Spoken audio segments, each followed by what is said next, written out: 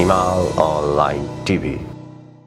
विश्वभरिबाट हिमाल online television हेरिरहनुभएका हजुरहरू सम्पूर्णमा हार्दिक नमन गर्दछु। आजको हाम्रो कार्यक्रमको विशेष अतिथि हुनुहुन्छ भरत दाहाल। उहाँ राजनीतिक चिन्तक, राजनीतिक विश्लेषक, तृणमूल नेपाल पार्टीको अध्यक्ष हुनुहुन्छ, एक दार्शनिक पनि हुनुहुन्छ। नेपाल र विश्व भू राजनीतिको विषयमा उहाँले अत्यन्त सूक्ष्म र गहिरो ज्ञान राख्नुहुन्छ। नेपालको 2007 साल यताको समस्या अझ अगाडि जाने हो भने सुगौली सन्धिदेखिको समस्या, यसको दीर्घकालीन समाधान के हुन सक्ला भनेर प्रष्ट खाका विचारसहित सञ्चार माध्यममा आफ्नो विचार प्रस्तुत गरिरहनु भएको छ। अबको वैकल्पिक राजनीतिको एउटा सबैभन्दा बलियो र भरपर्दो पात्रको रूपमा पनि उहाँलाई हेरिएको छ। आज म उहाँसँग विशेष गरी नेपालको पछिल्लो विकसित राजनीतिक घटनाक्रम, यसको सङ्केत र गन्तव्य लगायतको विषयमा विशेष कुराकानी गर्दैछु। दाजु, स्वागत छ हजुरलाई। हजुर, धन्यवाद। नेपालको राष्ट्रिय राजनीतिभित्र अहिले नयाँ प्रकारका घटनाक्रमहरू विकास हुँदै गएको देखिन्छ। राष्ट्रिय प्रजातन्त्र पार्टी राप्रपाले प्रधानमन्त्री समक्ष 40 बुँदे ज्ञापन पत्र बुझाएको छ। त्यसैगरी कङ्ग्रेसको महासमितिभित्र हिन्दुत्वको कुरा उठान भइरहेको छ। त्यसैगरी एमाले र माओवादी बीच पनि सहकार्यको वार्ता चलिरहेको छ। यो पछिल्लो अहिले देखा परेका घटनाक्रमहरूका दृश्यहरू के हुन्, यसका सङ्केतहरू के हुन्, नेपालको राजनीति कुन बाटोतर्फ अगाडि बढिरहेको देखिन्छ? दुईटा चिज यसमा बुझ्नुपर्छ भन्ने लाग्छ। एउटा, जो अहिले जति पनि बाहिरी देखा परिरहेछन् पछिल्लो समयमा, यिनीहरू यथास्थितिबाट बाहिर निस्कन सक्ने सम्भावना पनि छैन। पहिलो कुरा, यथास्थितिकै भित्रका यिनी पात्रहरू परे बाहिर निस्किने त्यो सोच पनि छैन, विचार पनि छैन, यिनको चाहिँ तपाईँको सामर्थ्य पनि छैन, एउटा कुरा। अर्को, यसको दोस्रो पाटो के भन्छ भने संसार नै अहिले ठुलो गन्जागोलमा छ। एउटा दुईटा युगको बीच लडाइँ टक्राउ सुरु भएको छ। नयाँ युग र पुराना युगको बीचमा चाहिँ एउटा सम्झौताहीन लडाइँ सुरु भएको छ। नेपालमा पनि त्यही हो, विश्वमा पनि त्यही हो। अब यो टक्राउका बीचमा जसरी उनीहरू कमजोर हुँदै गएका छन्, अथवा अहिलेसम्म जो सत्ता पक्ष थिए, उनीहरूले आफ्नो अस्तित्व जीवित राख्नुको निम्ति कसरी अगाडि जाने भन्ने चाहिँ तपाईँको मेसो पाइरहेको छैन। र यिनीहरू चाहिँ एउटा विरोधाभासपूर्ण अथवा चाहिँ तपाईँको कस्तो देखिन्छ भने चाहिँ यिनको प्रयास, जस्तो मन्त्री बदल्ने, गठबन्धन बदल्ने, समीकरण बदल्ने, ज्ञापन पत्र दिने, जे चिजको विरोध गरिरहेछ त्यसैसँग चाहिँ तपाईँको माग राखिरहेछ, एउटा अन्योलताको बाटोमा यिनीहरूतिर अगाडि बढिरहेछन्। यो सङ्केत के हो भन्छ भने यो यिनीहरूको पूर्ण पतनको सङ्केत हो। एउटा चाहिँ अब नयाँ ढङ्गले यिनी अपडेट हुन सक्ने सम्भावना पनि छैन, र परिस्थिति जसरी विकास भइरहेछ त्यसबाट यिनीहरू बस्ने चाहिँ सम्भावना पनि छैन। बिस्तारै बिस्तारै यिनीहरू समाप्तै हुने हुन्। यो चक्रव्यूहभित्र अहिले फँस्या छन्। जस्तो तपाईँले राप्रपाको कुरो उठाउनु भयो। अब 40 बुँदे माग पेश गरेको छ। अब उसको एजेन्डा छ राज संस्था, हिन्दू राज्य, संहिताको खारिजी लगायतका केही मुद्दाहरू छन्। मागपत्र बुझाइएको छ प्रचण्डलाई, होइन? उनीहरू त्यो मागबाट हल हुन्छ भन्नेमा छन्। यिनी एजेन्डाहरू मागबाट हल हुन्छ भन्नेमा छन् उनीहरू। र दोस्रो, त्यहाँ अचम्मको कुरा एउटा के छ भन्छ भने उनीहरूको त्यो मागपत्रको भाषामा नवीन सहमति भन्ने छ, होइन? यिनैसँग जो देश लुटेरा हुन्, जो भाडाका चाहिँ तपाईँको गिरोहहरू हुन्, यिनैसँग नवीन सहमति गर्ने कुरा छ उनको त्यो मागपत्रमा। र त्योभन्दा पनि अनौठो कुरा के छ भन्छ भने केही संशोधनसहित 72 सालको संविधानलाई स्वीकार गर्न सकिन्छ। त्यसमा भागा राम्रा कुराहरू भन्ने छ त्यहाँ शब्द। राम्रा कुराहरूलाई स्वीकार गर्न सकिन्छ भन्दाखेरि हामी के बोलिरहेछौँ उनीहरूले बुझिरहेको छैनन्, होइन? हामी के बोलिरहेछौँ, हाम्रो दिशा के हो, हाम्रो बाटो के हो, गन्तव्य के हो भन्ने उनीहरू आफै पनि बुझिरहेको छैनन्। किन बुझिरहेको छैनन् भने मैले भने नि, एउटा यथास्थितिबाट बाहिर निस्किने उनको चिन्तन पनि छैन, त्यो स्कुलिङ पनि छैन। त्यति मात्र होइन, मलाई लाग्छ सत्ता राजनीतिभित्र चाहिँ पसिसकेका मान्छेहरू यो अन्तर्राष्ट्रिय शक्ति, साम्राज्यवादी शक्तिको नेक्ससबाट उनी मुक्त पनि छैनन्, हैन। तर उनलाई अस्तित्व रक्षाको निम्ति आफ्नो पहिचान देखाउनु पर्ने व्यवस्था पनि छ हैन। यो विरोधाभासबाट उनीहरू अहिले गुज्रिरहेछन्। अब एउटा चाहिँ जस्तो कहावत भन्छ नि, जस्तो मान्छे जब अकर्मण्य हुन्छ अथवा दिग्भ्रमित जब मान्छे हुन्छ, दिशाविहीन जब भन्छ नि, उसको विनाश चाहिँ त्यहीबाट सुरु हुन्छ, उसको पतन त्यहीबाट सुरु हुन्छ। राप्रपाको मैले लक्षण त्यही देख्छु, उनको घोर अवसरवादी हैन, घोर अवसरवादी। र सारा त अर्को कोणबाट मलाई के लाग्छ भन्छ भने, जस्तो यो ध्रुवीकरण अहिले जसरी हुन खोजिरहेको छ नि नेपालमा हैन, जस्तो नयाँ बहस सुरु भएको छन् अहिले नेपालमा पनि फाटफुट सुरु भएका छन्, विश्वमा त धेरै चाहिँ अगाडि बढिसकेको छ बहस। अब यो बहस एउटा नयाँ खालको न्यारेटिभहरू, कथनहरू जो चाहिँ अगाडि बढ्न खोजिरहेछन्, विकास हुन खोजिरहेछन्, त्यसलाई रोक्ने एउटा प्रपञ्च पनि हो, ध्रुवीकरणलाई रोक्ने एउटा प्रपञ्च पनि हो यो हैन। जस्तो आम रूपमा राप्रपाले आफूलाई कसरी प्रस्तुत गर्छ भन्दाखेरि दलहरूभन्दा फरक हैन। तर मलाई लाग्छ राप्रपा दलहरू यिनी दलहरूभन्दा फरक त कहीँ पनि होइन, केहीमा पनि होइन। दुईटा एजेन्डा भजाइ खानुको निम्ति बोकेर चाहिँ तपाईँको त्यो फरक पनि हुँदैन। जस्तो उसको नारामा लेखेको छ, राष्ट्रियता, प्रजातन्त्र, उदारवाद। उदारवाद यही व्यवस्था, यही प्रणाली, मूल सिद्धान्त त्यही उदारवादी सिद्धान्त हो। त्यो बोक्ने मान्छेले अब यो व्यवस्था परिवर्तन अथवा यसमा सुधार गर्ने भन्ने कुरा नै हास्यास्पद कुरा हो। पहिलो कुरो त उसले जे बोकेको छ त्यो नै काङ्ग्रेस एमाले माओवादीले जे बोकेका छन् सारा कुरो त्यही हो।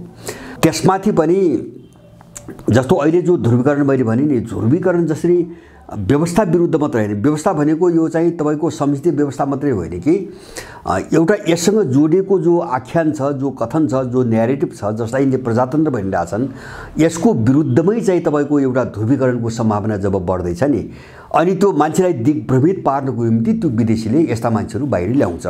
अब यही खेलको एउटा हिस्सा हो, म त्योभन्दा बढी केही बुझ्दिनँ हैन।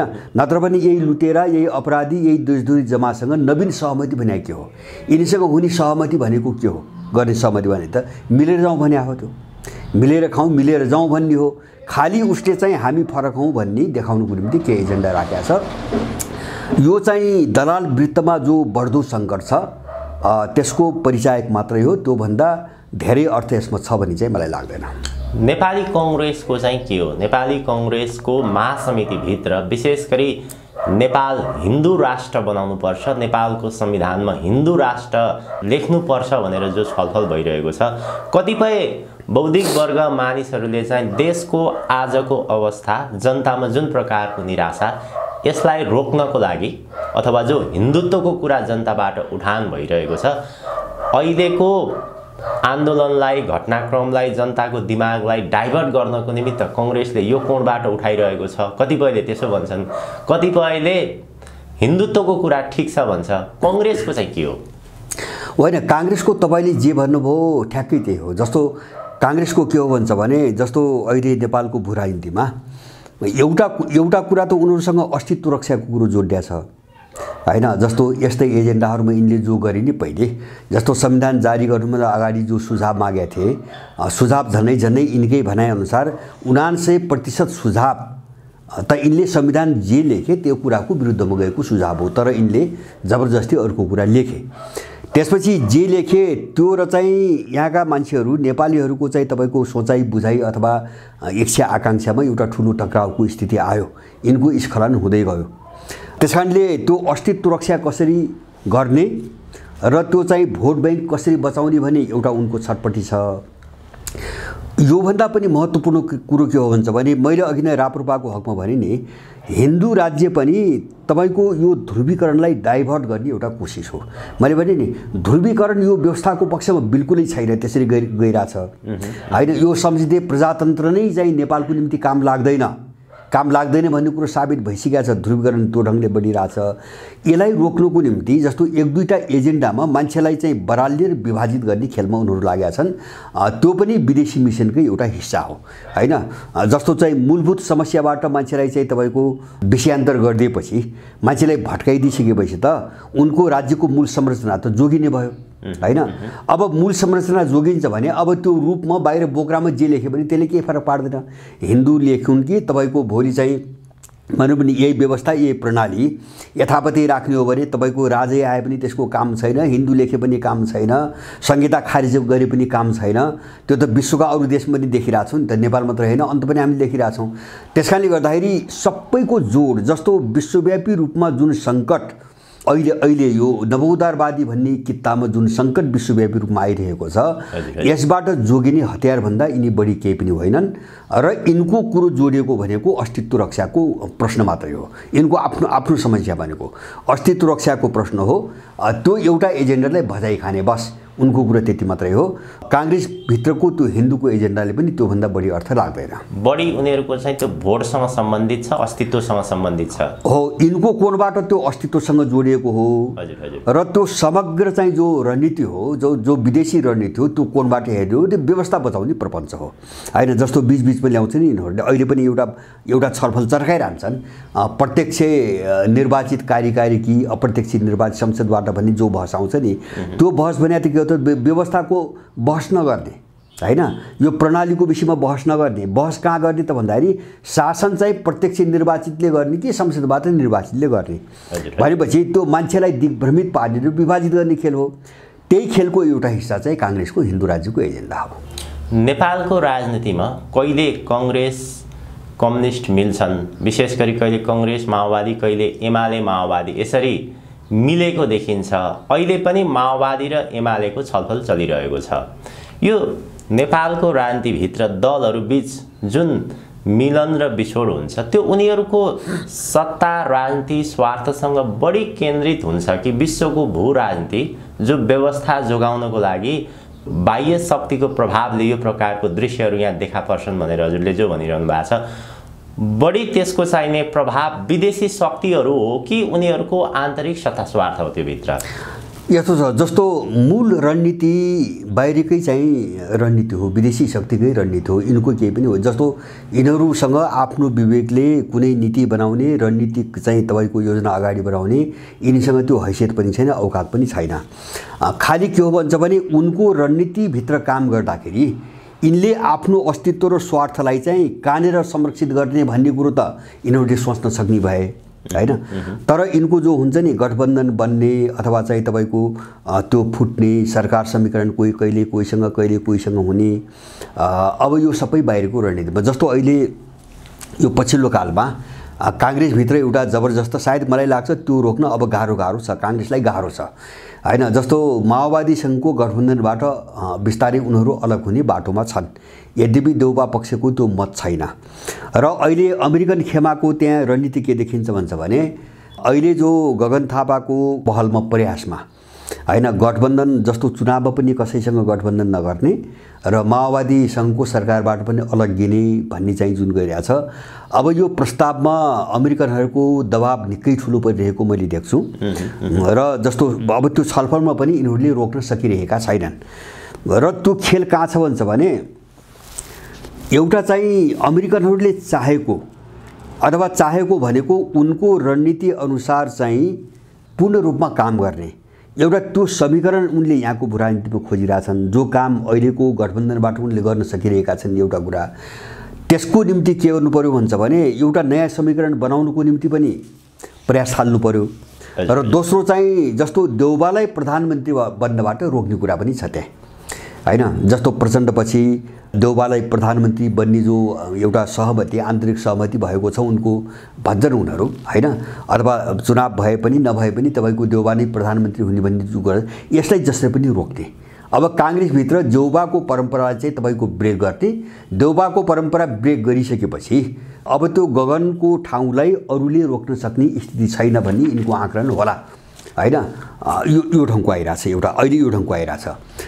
अब अर्को एउटा खेल के देखिन्छ, जस्तो हिजो आजको समाचार हेर्दाखेरि फेरि चाहिँ एमाले र माओवादी अथवा चाहिँ कथित वामपन्थीहरूको बीचमा एउटा सरकार बनाउने, काङ्ग्रेसको छोड्नुपर्छ भन्ने चाहिँ यो लबी चाहिँ एमाले र माओवादीमा जबरजस्त छ अहिले होइन। अब त्यहाँ पहल पनि भइरहेछ र पुष्पकमलको पोजिसन हेर्दाखेरि बाहिर नभने पनि भित्र सायद उनी त्यो ढङ्गले अगाडि बढिरहेका छन्। अहिले ओली र प्रचण्डको जो नियमित भेटघाट भइरहेको छ, छलफल भइरहेको छ, यसले पनि अब काङ्ग्रेस भने गगन पक्षको जो मुभ देखिन्छ नि, हैन। त्यो मुभले के देखाउँछ भन्छ भने अब भोलि एमालेसँग पनि त्यो गठबन्धन बन्दैन हैन, किन त्यो गगनको ग्याङलाई नै अगाडि बढाइरहेछ अमेरिकनहरूले। अब एमाले पनि मौका पाउने होइन, त्यो एमाले पनि बुझ्या होला। अब पुष्पकमलको सरकार त जाने नै हो, त्यो उनले नबुझ्ने कुरो भएन। त्यसकारणले यिनीहरू त्यसलाई रोक्नुको निम्ति अर्को खेलतिर लागिरहेको देखिन्छ। यसमा अर्को चाहिँ इन्ट्रेस्टेड शक्तिले काम गरेको हुनसक्छ हैन, अर्को बाहिरी शक्तिले काम गरेको हुनसक्छ। यो जो प्रक्रिया अगाडि बढिरहेछ नि, यसले के देखाउँछ भन्छ भने जस्तो प्रचण्डको अभिव्यक्ति यो पछिल्लो कालमा मैले सुन्दैछु, लोकतन्त्र खतरामा छ, लोकतन्त्र खतरामा छ, उनले धेरै पटक बोले। उनको संविधान सभाबाट संविधान बनिसकेपछि पनि लोकतन्त्र सुरक्षित भएन। यसले पनि उनीहरूभित्रको सङ्कट के हो, कुन मात्रामा छ, कति अस्थिर भएर गइरहेछन् भन्ने कुरा देखाउँछ। यो एक खालको सकस छ, जस्तो विश्वको भूराजनीति हामीले देख्छौँ नि, त्यस्तै एक खालको सकस, त्यसको छायाको रूपमा एक खालको सकस अब त्यो शक्तिका दलालहरूको बिचमा छ। यसले निकट भविष्यमै जो हामीले समीकरण बाहिर जो समीकरण देख्छौँ, त्यो समीकरणमा ठुलो चाहिँ तपाईँको उतार चढाव आउने सम्भावना चाहिँ देखिन्छ। अहिले माओवादी र कङ्ग्रेसको समस्या कहाँनिर देखियो? जस्तै यसभन्दा अगाडि हामीले हेर्ने भने कङ्ग्रेस र माओवादीसँगै गठबन्धन गरेर चुनाव लडे, सरकार पनि बनाए। अहिले कङ्ग्रेसको महासमितिभित्र, कङ्ग्रेसभित्र विशेष गरी हिन्दुत्वको कुरा त छँदैछ, त्यो सँगसँगै हामीले माओवादीसँग चुनावी गठबन्धन गरेर माओवादीसँग सरकार बनाएर कङ्ग्रेस पतनको बाटोमा गयो। कङ्ग्रेसभित्र त्यो प्रकारको एउटा समीक्षा भइरहेको देखिन्छ। त्यो समीक्षा गर्ने ठाउँमा कङ्ग्रेस कसरी पुग्यो? त्यही शक्तिले काम गरेछ कि साँच्चै उनीहरू माओवादीसँग मिल्दा कङ्ग्रेस पतन हुने भयो भन्ने उनीहरूलाई त्यो बोध भयो? होइन, उनीहरूको समीक्षा केही पनि होइन। जस्तो माओवादीसँग मिलेर काङ्ग्रेस पतन भएको पनि होइन, काङ्ग्रेस सधैँभरि पतितै पार्टी हो हैन, त्यो कहिले राम्रो थियो भन्न सक्ने स्थिति पनि छैन। जस्तो सङ्ख्याको हिसाबले पनि त माओवादीसँग मिलेर त काङ्ग्रेसले त फाइदै उठायो नि हैन। जस्तो के अरे मत सङ्ख्या अलिकति घटेको भन्छन् उनीहरू, तर सङ्ख्या जो जिते त्यो सङ्ख्याको हिसाबले त तपाईँको उसले त फाइदै उठाएको हो, उसलाई घाटा त भएको छैन। तर अहिले समीक्षामा एउटा बहानाको रूपमा एउटा कुरो के आइरहेछ भन्छ भने हाम्रो मत सङ्ख्या घट्यो, नम्बर एक हाम्रो मत सङ्ख्या घट्यो। दोस्रो कुरा चाहिँ पुष्पकमलले आफू खुसी सरकार चलाए हैन, काङ्ग्रेसको कुरा सुनवाई भएन, आदि इत्यादि कुराहरू उनले ल्याइरहेछन्। अब तर यसका पछाडिको चाहिँ मूल चिज के हो भन्छ भने, मूल कारण के हो भन्छ भने उनीहरूले अर्को खालको समीकरण बनाउन खोजिरहेछन्, त्यो अन्तर्राष्ट्रिय शक्तिको चाहिँ तपाईँको निर्देशनमा हैन। जस्तो अहिले यतिखेर अर्को एउटा घटनालाई पनि जोड्नुपर्छ भन्छु मैले त धेरै पहिलेदेखि भने हो। जस्तो रवि लामिछानेको लगभग बिदाई अन्तिम चाहिँ चरणबाट गुज्रिँदैछ हैन। उनी त्यो घन्टी पार्टीबाट चाहिँ अब एउटा छुट्टी दिन्छन्, उनलाई छुट्टी दिइन्छ। त्यो सबैले काहीँ दण्डित भयो भने कुरो खत्तम भयो। अब त्यसपछि अब त्यो पार्टी कहिले नेतृत्व गर्ने भनेर उनको उम्मेदवार तयार छ हैन, उनको उम्मेदवार तयार छ।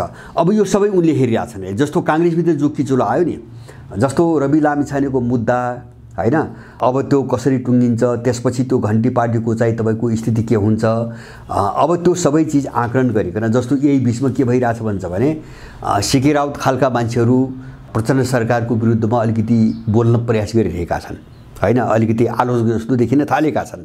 त एउटा ब्याकग्राउन्ड बनाउने कोसिस भइरहेछ यहाँ। त्यो ब्याकग्राउन्ड के हो भन्छ भने भोलि त्यस्तो स्थिति आयो भने त्यो अमेरिकनहरूले चाहेको अथवा उनको ग्रिपका मान्छेहरूको बिचमा एउटा समीकरण बनोस्, बाँकीलाई समर्थन गर्नको निम्ति उनीहरूले चाहिँ दबाब दिएर धम्काएर, किन सबैले अपराध गरेका छन्, सबै चाहिँ विभिन्न अपराधमा फँसेका छन्, भ्रष्टाचारमा फँसेका छन्, कसैलाई सिधाइदिने धम्की दिएपछि समर्थन गर्ने बाध्य हुन्छ।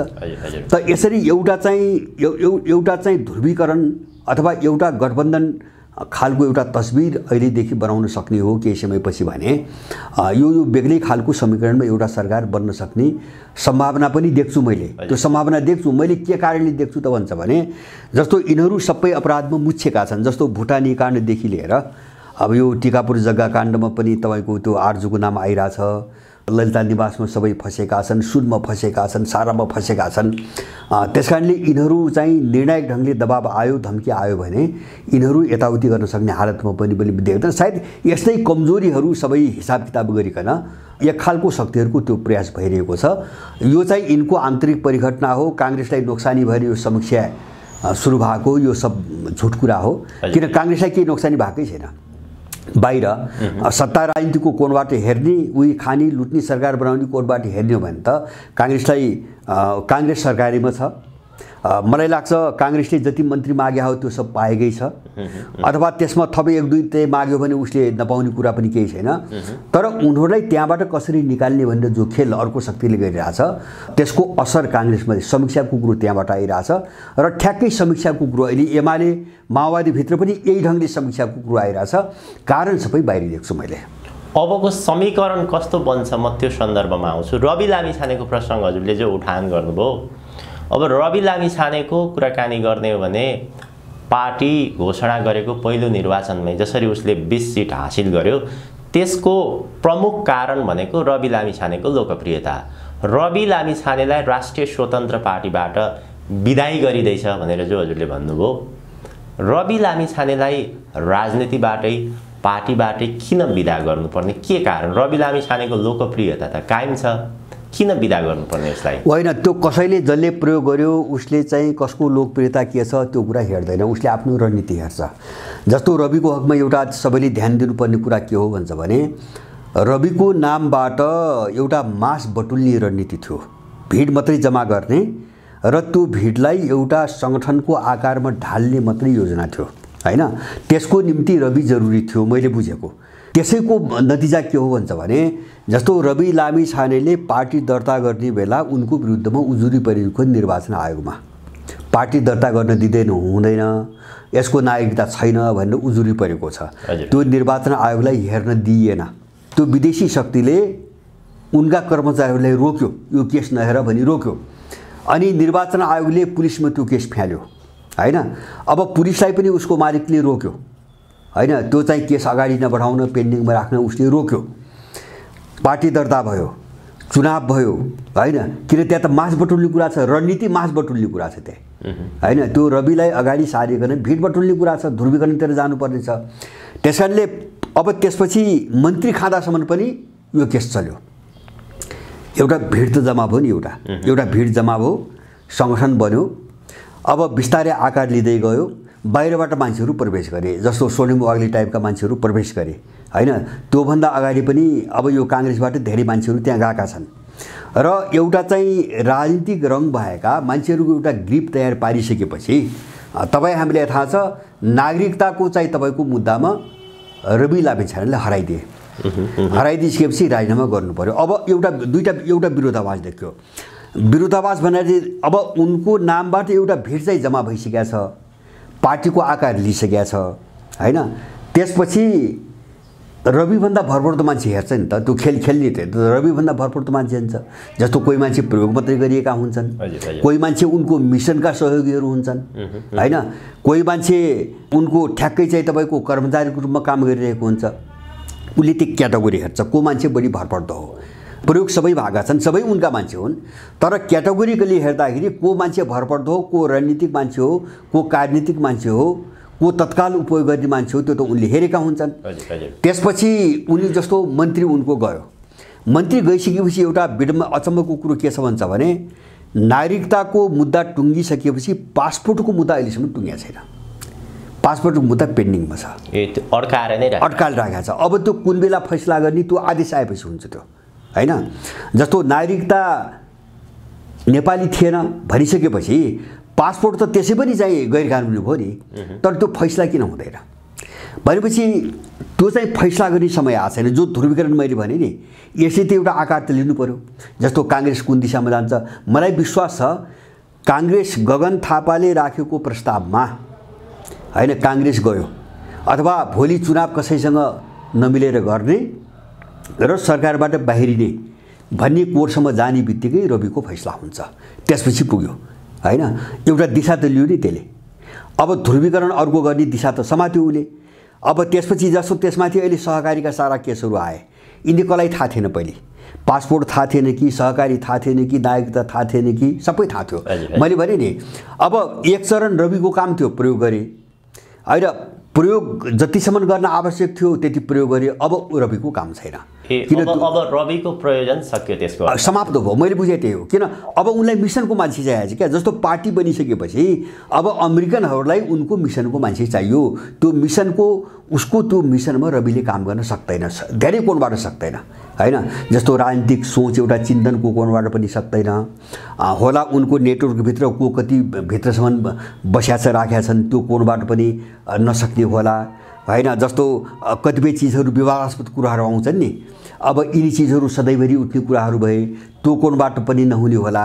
त्यसकारणले अनि चाहिँ यो विवाद आइसकेपछि जस्तो नागरिकता पासपोर्ट सारा भइसकेपछि तपाईँले देख्नुभयो नि त, त्यो चाहिँ जस्तो ठाउँ खाली हुँदैछ, खाली ठाउँ कसले पूर्ति गर्ने भन्ने चाहिँ तपाईँको योजना अन्तर्गत उपसभापति कसलाई बनायो, उपसभापति त बनायो नि त। भोलि रविलाई दण्डित गरिसकेपछि, किनारा लगाइसकेपछि त्यो सभापति पदमा त्यहाँ झगडा नहोस्, अर्काले दाबी नगरोस् भनेर त्यो बाटो पनि उनले बन्द गरिसकेका छन्। उपसभापति त बनाइसके, भने त्यो ठाउँ खाली भयो भने त अब सभापति हुन् त उपसभापति हो, अर्को मान्छे त दाबी गर्न सक्दैन। पूर्ति गरिसके। यो सबै एउटा योजनामा चाहिँ चरणबद्ध रूपमा काम गरिरहेछन्। मलाई विश्वास छ तपाईँको अब रविको केस चाहिँ मैले भने नि काङ्ग्रेसको यो जो बैठक छ, जो अहिले छलफल चलिरहेछ नि, यसले कुन दिशा लिन्छ त्यो अनुसार पासपोर्टको टुङ्गो पनि लाग्छ, सहकारीका केसहरू पनि अगाडि बढ्छन्। रविलाई कुनै न कुनै रूपमा उन्मुक्ति दिन्छ कि ऊ कानुनी दायरामै होइन दण्डितै गर्छ। कहाँ उन्मुक्ति दिनु? तपाईँको उन्मुक्ति दिइसकेपछि अनि त्यो पद कसरी खाली हुन्छ? त्यहाँ सभापति पद कसरी खाली हुन्छ? त्यो त दण्डित त गर्नु पर्यो। उन्मुक्ति कसरी हुने? ल सहकारी त के हो, अब म डिटेलमा जान चाहन्न कसको उसको संलग्नता छ, तर पासपोर्ट त नक्कली हो नि त, गैरकानुनी हो नि त। जस्तो नागरिकता छैन थिएन भनी निर्णय गरिसकेपछि अनि पासपोर्ट वैधानिक हुन्छ? त्यही गैरकानुनी नागरिकता, नक्कली नागरिकताबाट लिएको पासपोर्ट चाहिँ वैधानिक हुन्छ? माने दण्डित त त्यहाँ त हुने पनि जसरी पनि। भनेपछि ऊ राजनीतिमा कतै पनि ठाउँ नरहने हिसाबले उनलाई त्यहाँबाट पाखा लगाइन्छ। बिल्कुल हुन्नै त्यही हो। अब त्यो उनीहरूले कसरी बुझेका छन्, किन प्रयोग भए, उनका आफ्ना समस्या हुन्, उनका महत्त्वाकांक्षा घमण्ड के थिए हैन, अथवा चाहिँ विदेशीले धाप मारेपछि के नभइन्छ भने यहाँका एउटा दलाल चिन्तन बोक्ने मान्छेहरूको त्यो न छ। एउटा विदेशी आएर के भनिदियो, कान फुक्दियो भने ओहो म त कत्रो ठुलो भइहालेँ हैन, म त के नहुन्छ भन्ने सोच त छ। त्यो सबै चिजले यसलाई शिकार बनाएको छ। यसको नतिजा अब यिनीहरूले देख्छन्। अब जो नयाँ समीकरण कुनै न कुनै रूपमा बन्छ भनेर हजुरले चाहिँ सङ्केत गर्नुभयो, जसरी राष्ट्रिय प्रजातन्त्र पार्टी राप्रपाले माओवादीकै शैलीमा 40 बुँदे प्रस्ताव प्रधानमन्त्री समक्ष पेश गरेको छ, काङ्ग्रेसले हिन्दुत्वको कुरा उठान गरिरहेको छ, विभिन्न पार्टीहरू बीच एकअर्का बीच छलफल पनि चलिरहेको छ, प्रत्यक्ष कार्यकारी प्रत्यक्ष निर्वाचित प्रधानमन्त्री यावत विषयवस्तुहरू भित्र धेरै छन्। अबको नयाँ समीकरण कस्तो खालको समीकरण, कसको नेतृत्वमा बढी बन्ने सम्भावना देखिन्छ? अब अहिले हेर्नुहोस्, तपाईँको जस्तो अब यो भूराजनीतिक कोणबाट हेर्दाखेरि मैले के देख्छु भन्छ भने अहिले इन्डियन र अमेरिकनहरूको अब एउटा अलिकति द्वन्द्व प्रतिस्पर्धा अलिकति नाङ्गो र खुरा रूपमा अगाडि बढेको देखिँदैछ। र यो इन्डियनहरू पुष्पकमल दाहाललाई सकेसम्म अहिले नै विस्थापित गर्न चाहन्नन् हैन। जस्तो विकल्प भयो भने त गर्छन्, किन पुष्पकमल नितान्त इन्डियनहरूले प्रयोग गरेको मान्छे मात्रै हो। जस्तो चाहिँ अब काङ्ग्रेसभित्रबाट एउटा प्रयास छ नि, जस्तो शेखरलाई उठाउन खोजिरहेछन् उनीहरू, र अहिले पनि काङ्ग्रेसभित्र त्यो आज आइरहेछ। सभापति चाहिँ शेखरै बन्नुपर्छ भन्ने कुरा पनि केही मान्छेले बोलिरहेछन् हैन। अर्कोतिर त्यसलाई कुनै पनि हालतमा रोक्ने चाहिँ तपाईँको कसरतमा गगन थापाहरू छन् हैन, त्यो टक्राउबाट प्रष्ट रूपमा देखिन्छ। र अहिले जस्तो अब यो समीकरण जस्तो काङ्ग्रेसभित्र काङ्ग्रेसको स्थिति के हुन्छ, अथवा त्यहाँ पार्टी नेतृत्व भोलि कसको हातमा जाने सम्भावना बढ्छ, यो परिदृश्य स्पष्ट नभइकन इन्डियनहरूले मलाई लाग्छ गगनको नेतृत्वको कुनै पनि चिज चाहिँ इन्डियनहरू अहिले चाहन्नन्। दुईजनाको जुन नाम तपाईँले लिनुभयो, गगन थापा र डाक्टर शेखर कोइराला। शेखर कोइराला चाहिँ इन्डिया निकट छन्, गगन चाहिँ अमेरिकन निकट हो। उनले प्रयोग गरेका छन्। अब के निकट भने यिनी सबैका निकट हैन। अब खेल्न पाएपछि यिनी सबैको निकट हुन्। तर अहिले पछिल्लो कालमा यो चाहिँ कोइराला खलक चाहिँ इन्डियनहरूसँग बढी नजिक देखिन्छ र इन्डियन देखिन्छ, र इन्डियनहरूले यो हिन्दूको नाममा उनीहरूलाई प्रयोग गर्न खोजेको छ। जस्तो यो कोइराला खलकबाट यो पहिलेदेखि आएको कुरा हो यो हैन, जसले चाहिँ धर्मेन्द्र विश्व लादे उनीहरूबाटै यो कुरा आएको कुरा हो। र अहिले पनि मलाई लाग्छ त्यो काङ्ग्रेसभित्र जो पहल भइरहेछ अब यिनीहरूको चाहिँ तपाईँको भूमिकाले धेरै ठुलो काम गरेछ। जस्तो इन्डियनहरू अहिले कमसेकम इन्डियन के चाहन्न भन्छ भने यद्यपि नेपालको भोरा हिन्देमा इन्डो अमेरिकन एउटा संयुक्त मिसन पनि छ हैन, चीन विरोधको नाममा संयुक्त मिसन पनि छ, तर चाहिँ उनको आफ्नो स्वार्थका कुराको कोडबाट कुरो गर्ने हो भने एकले अर्काको वर्चस्व त चाहन्न। अमेरिकनहरू आफ्नै वर्चस्वसम्म खेल खेल्न खोजिरहेछन्, इन्डियनहरूलाई त्यो सही हुँदैन। त्यो पनि यस्तो बेला जब दक्षिण एसियामा उनीहरू धेरै ठाउँबाट बढाइरहेका छन्, जस्तो मालदिप्स र ऊ अहिले चाहिँ इन्डिया आउट भन्ने नाराले बङ्गलादेशमा यस्तो रफ्तार लिएको छ, यति जनमत तपाईँको बटुलिरहेछ नि। अब त्यसको शिकार नेपालभित्र हुने त्रासले उनीहरू चाहिँ अत्यन्तै चाहिँ ग्रसित छन्, अहिले त्रासले ग्रसित भइरहेका। त्यस कारणले अब भोलि अर्को तस्बिर स्पष्ट नहुँदासम्म उनको निम्ति बेटर राम्रो चाहिँ तपाईँको पात्र भनेको पुसु कमलै हो, किन उसले सबै गरिदिन्छ हैन। 10 वर्ष त्यही बसेका हुन् उनीहरू, उनकै सहयोगमा चाहिँ यस्तो वितण्डा मचाएका हुन् हैन, उनकै आश्रयमा बसे, उनकै खाए, सारा चिज छ। उनले यत्रो सभा सम्मेलन गर्ने चाहिँ तपाईँको सहुलियत दिए, छुट दिए, सारा चिज छ र त्यो कारणले पनि काम गराउन उनलाई जति सजिलो हुन्छ त्यो गगनबाट हुँदैन, किन गगन एउटा चाहिँ स्पष्ट लबीमा एउटा मिसनमा चाहिँ तपाईँको सोझिसकेको व्यक्ति हुन् उनी हैन, अमेरिकन मिसनमा सोझिसकेका व्यक्ति हुन्। त्यो इन्डियनहरूले अपेक्षा गरे जस्तो काम उनीबाट हुँदैन, उनी त्यो हेर्छन् हैन। वर्ग एउटै हुन्छ, क्यारेक्टर एउटै हुन्छ, तर इन्ट्रेस्ट कसको प्रतिनिधित्व गर्छ भने त उनी त हेर्छन्। त्यो कोणबाट त्यो टक्राउ चाहिँ अहिले जो ध्रुवीकरण देखा परिरहेछ नि, यिनको आन्तरिक छलफल, यिनी विभिन्न एजेन्डाहरूमा जो बस चलिरहेछ, मैले यहाँ देख्छु। अब यो भित्र चाहिँ मैले एकदमै फाल्तु जोकर जस्तो मैले राप्रपा देख्छु। कस्तो हुन्छ भने त्यो नक्कली मान्छेहरूलाई त्यो चाहिँ आफ्नो त्यो नक्कली अनुहार जोगाउने नाममा यस्तो हास्यास्पद रूपमा प्रस्तुत हुन्छ नि मान्छेहरू। मैले भने नि 40 जोकरको भूमिका भनेको त जहाँ पनि फिट हुने, जहाँ पनि फिट हुने, त्यसको कुनै रङै नहुने हैन, त्यो के हो भन्न पनि नसकिने, त्यसको कुनै रङ पनि नहुने हैन। 40 बुधे मैले भने नि माग त्यस्ता छन्। अनि चाहिँ नवीन सहमति भन्छ यिनैसँग नवीन सहमति, जसले चाहिँ उसले माग गरेका एजेन्डाहरूको विरुद्धमा जसले चाहिँ यत्रो निर्णय गरिरहेको छ नि, यिनीसँग नवीन सहमति भन्छ। त्यो सहमति यिनीसँग कसरी हो त्यो आफै पनि बुझ्दैन, तर गर्नुपर्ने बाध्यता छ, किन उसलाई अलग देखाउनु पर्ने पनि बाध्यता छ हैन। अब जहाँ बसिया छ त्यहाँबाट निस्कने स्कुलिङ पनि छैन, मानसिकता पनि छैन, विचार पनि छैन। त्यसकारणले एकदमै हास्यास्पद जोकर जस्तो अहिले जो ध्रुवीकरण भइरहेछ नि, इन्डियन लबी अथवा चाहिँ तपाईँको अमेरिकन लबी भनौँ न, यो बिचमा पनि बिल्कुल फाल्तु जोकर जस्तो, न यताको न उताको, सबैले प्रयोग गर्न सक्ने, ऊ आफू चाहिँ न यताको न उताको, विकल्प नखोजी नहुने चाहिँ बाध्यतामा पनि यिनीहरू छन्। यसै भन्न सक्ने स्थिति छैन। जस्तो काङ्ग्रेसको पनि त्यही हो, ध्रुवीकरण कतातिर जान्छ, अब त्यसको निचोड के निस्कन्छ त्यो अहिले भन्न सक्ने स्थिति छैन। तर भन्न सकिने स्थिति के हुन्छ भने यिनीहरू अत्यन्तै ठुलो सङ्कटमा छन्। पहिलो कुरा अत्यन्तै ठुलो सङ्कटमा छन्, त्यो सङ्कटको अभिव्यक्ति हो यो। यिनीभित्र जो उतार चढाव आइरहेछ नि, यसो गरे पनि हुन्न, त्यसो गरे पनि हुन्न हैन। अब यहाँ गए पनि हुन्न, त्यहाँ गए पनि हुन्न, समाधान कहीँ पनि निस्किरहेको छैन र निस्कदैन पनि। मैले बुझाएँ हो, समाधान यिनी कसैको निस्कदैन पनि हैन। जस्तो काङ्ग्रेस चाहिँ तपाईँको अमेरिकनले चाहेको चाहिँ ध्रुवीकरणतिर गयो भने पनि मलाई लाग्छ उसले सोचेको सरकारै यहाँ बन्दैन हैन, सरकार त्यो बन्न सम्भव छैन। जस्तो यता कथित वामपन्थीहरूतिर गयो भने पनि बाहिर चाहिँ जाँदाखेरि जे तपाईँको देखाइन्छ नि एकता भनेर अथवा मेलमिलाप भनेर, त्यो ढङ्गको यिनको गुज्रिने अवस्था छैन, किन त्यहाँभित्र पनि विदेशीका हरेक लबीहरू खेल्छन्। माने सबै मान्छे समातेका छन्, सबै बिकेका छन्। त्यहीभित्र पनि फेरि फरक फरक शक्ति केन्द्रहरूको स्वार्थको टक्राउ सुरु हुन्छ हैन। वामपन्थीभित्र पनि एउटा अमेरिकन होला, अर्को इन्डियन होला, कोही युरोपियन होला, युरोपियनबाट कोही जर्मनी छ, कोही फ्रेन्च छ, कोही नर्वेजियन छ, कोही के छ हैन। उनका पनि आफ्ना इन्ट्रेस्टहरू त्यहाँ खेल्न सुरु गर्छन्। त्यसकारणले यो सङ्कटबाट यिनले छुट्टी पाउँदैनन्। अन्ततोगत यिनको विनाश हो। विश्वको भू राजनीति र नेपालको यिनको सङ्कट हेर्दाखेरि यिनको पतनै हो, अर्को केही पनि उपाय देख्दिनँ मैले। यसलाई रोक्न सक्ने सम्भावना मैले कतै पनि देख्दिनँ, किनभने विश्वभरिबाट यिनलाई जसले डेमोक्रेसी भन्छ नि, त्यसको पतन नै विश्वको समग्र ट्रेन्ड हो। अहिले यसको पतन नै विश्वको ट्रेन्ड हो र त्यो ट्रेन्ड नेपालमा पनि हो र निष्कर्ष त्यही जान्छ। अलिकति समय लाग्ला, 2 वर्ष 3 वर्ष समय लाग्ला, तर यसको पतन बाहेक यसको अर्को विकल्प चाहिँ मैले देख्दिनँ।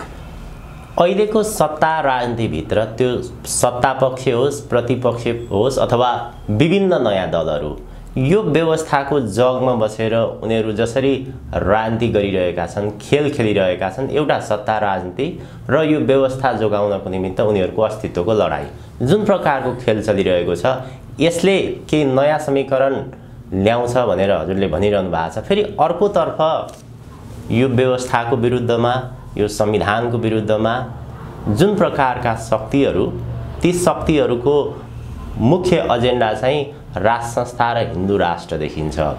अब ती व्यवस्था संविधानकै विरुद्धमा बाहिर देखिने शक्तिहरू, ती शक्तिहरू एकीकृत पनि हुँदैनन्। उनीहरूले त्यो एजेन्डा हासिल गर्नको लागि निकै गाह्रो पनि देखिन्छ। व्यवस्था र संविधानको विरुद्धमा बाहिर देखिने शक्तिहरू, यी शक्तिहरू चाहिँ कस्तो शक्ति हुन्, यिनीहरू कहाँ पुग्छन्, किन मिल्दैनन्, यो बाहिरको शक्तिहरू चाहिँ कस्तो शक्ति हो यो? अब यो कस्तो शक्ति हो भन्छ भने तपाईँले यो आन्दोलन भन्नुभयो नि। अब आन्दोलन अलिकति व्यापक चाहिँ शब्द भयो। यसभित्र राम्रा भावना पनि छन्, नराम्रा भावना पनि छन्। मान्छेले परिवर्तन चाहेको छ, त्यो हिसाबले आन्दोलन भन्नेहरू पनि छन् हैन। यसलाई चाहिँ अब विभिन्न श्रेणीमा वर्गीकरण गर्न सकिन्छ। तपाईँले अर्को कुरा गर्नुभयो नि, अब जस्तो राजा आऊ देश बचाऊ भन्ने चाहिँ सडकमा सुनिन्छ हैन। एक दुईटा एजेन्डा बोक्ने के मान्छेहरू छन्। यिनी मान्छेहरूको नियति, राप्रपाको नियति हैन, एजेन्डा फरक देखिए पनि मूल नियति चाहिँ कसैको पनि मैले अन्तर देख्दैन। यिनीहरू यसरी फसेका छन् नि, सोचमै, दृष्टिकोणमै, बुझाइमै यसरी फसेका छन् कि सबैको धरातल उही छ हैन।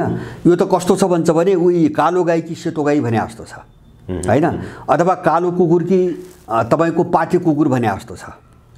माने जसरी वर्ग एउटै हुन्छ नि, जस्तो कुकुर वर्ग एउटै हो, त्यसमा पाटे हो कि कालो हो कि रातो हो कि त्यसले त कुनै अर्थ त लाग्दैन। उसको आधारभूत चरित्र गुण एउटै हो। त्यसकारणले त्यो मानेमा यिनी कोही पनि भिन्न छैनन्। मैले भिन्न देख्दैन। यिनको गन्तव्य मैले कहीँ पनि देख्दिनँ। सबै एउटा चाहिँ चक्रव्यूहमा फसेका छन्। मेरो चाहिँ तपाईँको भनाइ के हो भन्छ भने, जस्तो आन्दोलन भन्नुभयो, आन्दोलन कस्तो चाहेको छ समयले, आन्दोलन कस्तो चाहेको छ भन्छ भने, जस्तो म एउटा उदाहरण दिउँ। जस्तो मान्छेहरू यहाँ भन्छन् प्रजातन्त्रको विकल्प छैन भन्छन् हैन। यो एउटा भाष्य हो, प्रजातन्त्र भन्ने एउटा भाष्य हो। मलाई लाग्छ, मेरो विश्वास छ, मैले पढेको इतिहासले मलाई के भन्छ भने, जो शासन प्रणालीमा प्रजा भन्ने शब्द जोडिएको छ अथवा त्यो जनता शब्द जोडिएको छ, त्यो प्रजाले संसारको इतिहासमा कहिले पनि शासन गरेको छैन। अहिले पनि दुनियाँमा कहीँ त्यो प्रजाको शासन छैन र भोलि पनि हुने छैन हैन। त्यो प्रजातन्त्र भन्ने शब्द जसले प्रयोग गर्छ नि, त्यो ठगीको धन्दा हो हैन। त्यो प्रजाको नाममा ठगहरूको धन्दा हो त्यो हैन। तपाईँ संसारको कुनै पनि एउटा शासन प्रणाली यस्तो देखाउन सक्नुहुन्न जसले त्यो प्रजाले दिए सोचेर भोट दिन्छ त्यो अनुसारको शासन गरेको होस् हैन। शासकको त आफ्नो रणनीति हुन्छ, आफ्नो इन्ट्रेस्ट हुन्छ। त्यसकारणले गर्दाखेरि अब त्यसले त्यो प्रजाको प्रतिनिधित्व कहिले पनि गर्दैन। इतिहासमा पनि भएन, अहिले पनि छैन। त्यसकारणले हामी एउटा नयाँ भाष्यमा जान जरुरी देख्छु मैले। यो प्रजातन्त्र के हो त? हो के त प्रजातन्त्र हैन? प्रजातन्त्र भनेको के हो? त्यो पदावली ठिक हो कि होइन हैन? प्रजातन्त्र भन्ने पदावली जो कोइन गरिएको छ त्यो नै ठिक हो कि होइन? होइन भने के ठिक हो हैन? हामी चाहिँ जस्तो अहिले अरूले जो भाष्य खडा गरे, त्यो भाष्यले तथ्यलाई, यथार्थलाई दबाइदिएको छैन। जो वास्तविक चिज हो, त्यो तथ्य हो, जो सत्य हो, त्यो चिजलाई अहिले प्रचलित भाष्यले दबाएको छ। अब तपाईले भन्नुभयो नि एजेन्डा, जस्तो चाहिँ राजा आऊ देश बचाऊ भन्नेहरू भए, राप्रपा भए अथवा यिनी अरू दलालहरू भए। अब यिनको मैले के देख्छु भन्छ भने, कोही कस्तो मान्छे यहाँ छ भन्छ भने, धेरै जसोको त मन्त्री र प्रधानमन्त्री हुने सपना छ। मैले त्योभन्दा बढी केही पनि देख्दिनँ हैन। अनि दोस्रो कित्ता के छ भन्छ भने, त्यो राजा आयो भने खान पाइन्छ भन्ने छ हैन। राजा आऊ देश बचाऊ भन्नेहरूको म त्यो देख्छु धेरै हैन। अरू केही मतलब छैन। राजा आयो भने, किन अहिले त बाहिर छन् उनीहरू, यो अहिले सत्तामा भएको वर्गले त उनलाई त ठाउँ दिइरहेको छैन। त राजा आयो भने ठाउँ पाइन्छ भन्ने छ हैन। दोस्रो कित्ता त्यस्तो छ। अब तेस्रो कस्तो छ भन्छ भने, त्यो व्यवस्था परिवर्तन भनेको उसले के बुझ्छ, यो दलहरू फाल्ने भन्ने मात्रै बुझ्छ। दलहरू फाले व्यवस्था परिवर्तन भएको, आफू जान पाए व्यवस्था परिवर्तन भयो मन्त्री हुन पाएपछि। अनि चौथो कस्तो छ भन्छ भने, 12 बुँदे समझदारी पछिको व्यवस्था फालिदिएपछि व्यवस्था परिवर्तन भयो हैन। जस्तो 47 सालमा फर्किने भन्छन् केही मान्छेहरू। हजुर हजुर। त 47 सालको व्यवस्था र अहिलेको व्यवस्थामा अन्तर के? त्यो तीनटा एजेन्डा बाहेक, तीनटा एजेन्डाको कुरा बाहेक हैन, आधारभूत रूपमा त्यो प्रिन्सिपल जो सिद्धान्त हो नि, त्यो व्यवस्थाको सिद्धान्त हैन, त्यसमा अन्तर त केही छैन हैन। यो 62 सालको कोर्स परिवर्तन गरे, व्यवस्था परिवर्तन भयो भन्छ भने यिनीहरू सबै रुमलिएका छन्। यो गलत भाष्य बोकेर, दृष्टिकोण नभएर, चेतना नभएर अथवा सोच नभएर यिनीहरू सबै दिग्भ्रमित छन्। मेरो स्पष्ट बुझाइ के हो भन्छ भने, जस्तो मैले अहिलेको युग हेर्छु, मैले बारम्बार भन्ने गरेको छु, वैश्विक रूपमा ग्लोबल रूपमा हेर्नुभयो भने यो 500 वर्ष यताको पश्चिमा युग र नयाँ उदाउन खोजिरहेको युगका बीचको टक्राव हो। यो युगको लडाइँ हो, अरू केही पनि होइन। त्यो युगको लडाइँले पुरानो एउटा चिज एक्सेप्ट गर्दैन। अब एउटा चिज एक्सेप्ट गर्दैन। जस्तो नेपालमा पनि के हो भन्छ भने युगिन लडाइँ हो, अहिलेको समय युगकै लडाइँ हो। सुगौली सन्धि पछिको नव औपनिवेशिक जो युग हो, यो युग र यसका विरुद्धमा उदाउन खोजिरहेको युगका बीचको लडाइँ हो। यो लडाइँको बीचमा यो सुगौली सन्धिपछि नेपालमा जे लेख्यो नि, यो कुनै पनि चिज अब स्वीकार्य हुँदैन। यहाँ कुनै पनि यिनको भाष्य पनि स्वीकार्य हुँदैन, यिनको थट पनि स्वीकार्य हुँदैन, यिनको व्यवस्था प्रणाली पनि अब स्वीकार्य हुँदैन, यिनका मूल्य मान्यता पनि स्वीकार्य हुँदैनन्। अब हुँदैन भने के? मैले भनेको त्यो हो, हामी अब हाम्रो भाष्यमा जानु पर्यो, हाम्रो सोचमा जानु पर्यो, हाम्रो भाष्यमा जानु पर्यो। मैले भने हाम्रो भाष्यमा जाँदाखेरि मैले बारम्बार उठाउँछु, जस्तो मैले बारम्बार उठाउँछु नि, हाम्रो भाष्यमा कहाँ जाने भन्छ भने हामी राजनीति भन्ने शब्द प्रयोग गर्छौँ।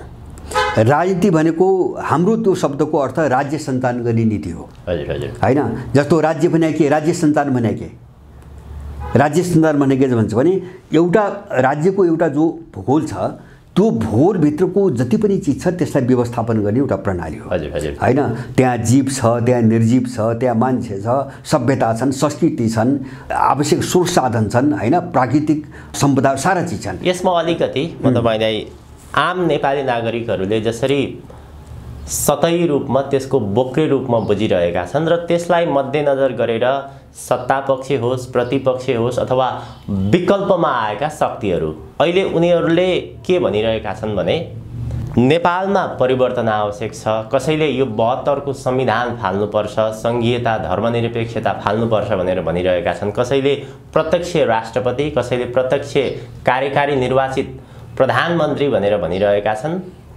कसैले चाहिँ अब आजको देशको अवस्था भनेको सबै मिलेर जाने बृहत राष्ट्रिय सहमति भन्ने खालको शब्दहरू पनि त्यहाँ प्रयोग गरेको पाइन्छ।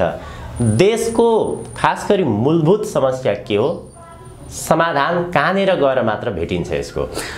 अब यो तपाईले जति पनि भन्नुभयो नि, जस्तो मिलेर जाने, आम सहमति खोज्ने हैन, अथवा चाहिँ तपाईँ यिनी सबै पावर सेयरिङका कुराहरू हुन् हैन।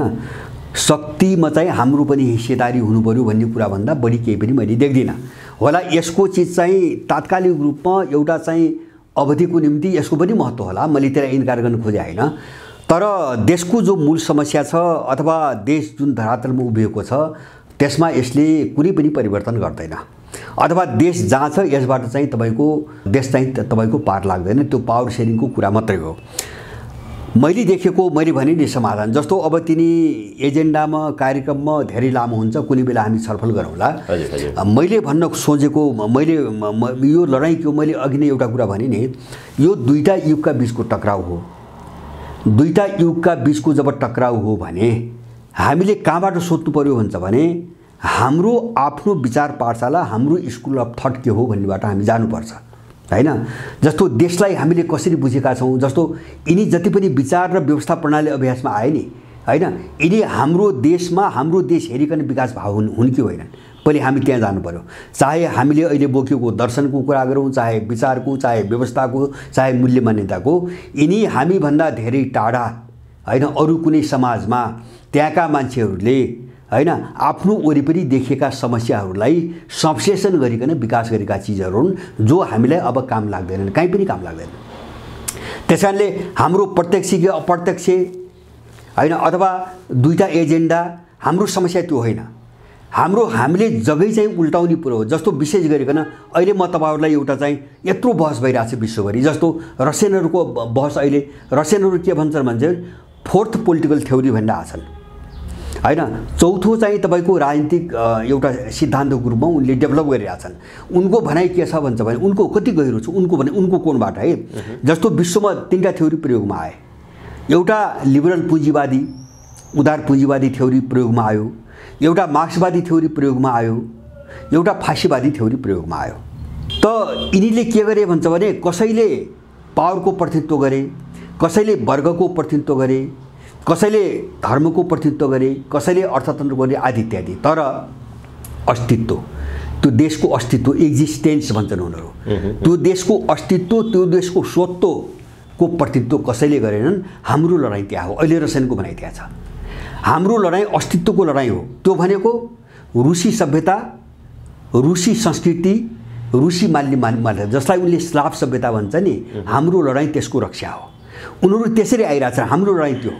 हामी आफ्नो कोणबाट लडौँला हैन। हाम्रो अस्तित्वको लडाइँ के हो? हाम्रो अस्तित्व भनेको हाम्रो आफ्नो पहिचानको लडाइँ कहाँ छ?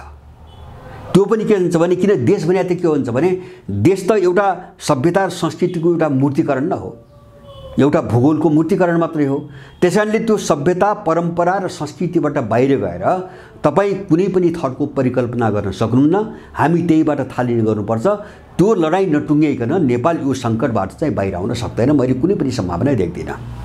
भनेपछि हाम्रो मूलभूत लडाइँ भनेको सभ्यतासँग, संस्कृतिसँग, पहिचानसँग जोडिएर हुनुपर्छ। बिल्कुल बिल्कुल। हामी को हौँ? हाम्रो देशको जस्तो यहाँका सभ्यताहरू, यहाँका संस्कृतिहरू, यहाँको समाज, यहाँका सामाजिक सम्बन्ध, हाम्रा परम्परा, हाम्रा मूल्य मान्यता, यो सबैका आधारमा हामी कुन कोर्समा जाने र त्यो नयाँ खालको चाहिँ विचार डेभलप कसरी गर्ने, हाम्रो समस्या त्यहाँ छ होला। कतिपय मान्छेहरू चाहिँ यो लोभी पापी हैन, तपाईँको राजनीति भनेको अहिले चाहिँ मान्य भइहाल्ने, मन्त्री भइहाल्ने मान्छेहरूको निम्ति कसैलाई यो असम्भव लाग्छ, कसैलाई यो चाहिँ पट्यार लाग्दो लाग्छ, कसैलाई चाहिँ वाहियात पनि लाग्ला।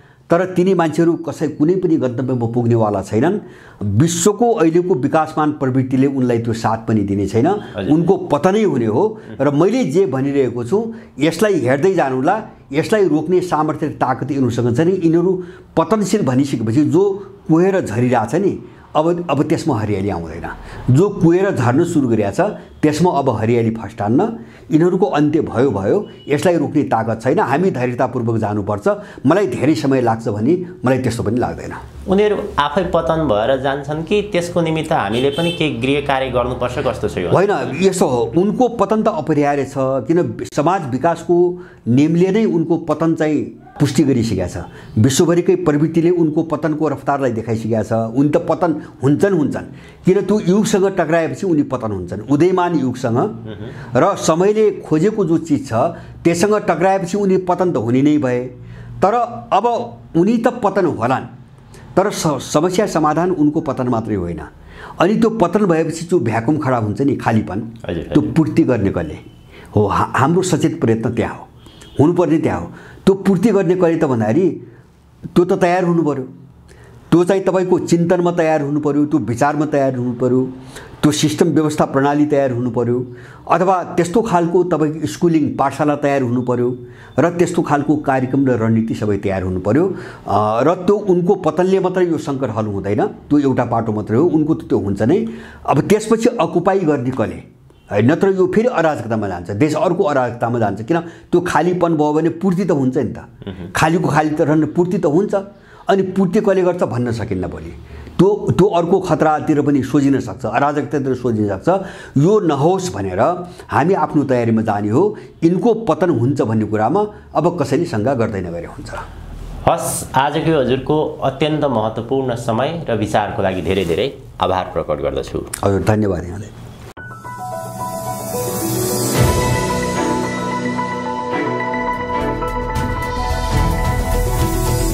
Himal Online TV।